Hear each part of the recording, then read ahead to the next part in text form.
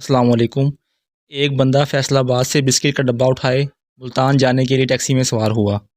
रास्ते में उसने जेब से मोबाइल निकाला और दोस्त को कॉल मिलाकर बात करते हुए कहा, हाँ यार, पेमेंट मिल गई है, पूरे 20 लाख हैं और मैं पैसे लेकर जल्द ही वापस आ रहा हूँ।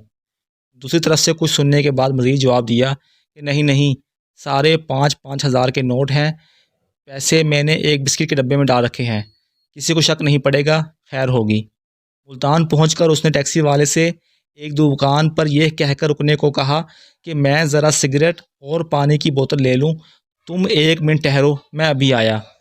टैक्सी वाला जो उस बंदे की बातें कान लगाकर सुन रहा था, उसके उतरकर दुकान में दाखिल होते ही टैक्सी ने भगाकर रफू चक्कर हो गया।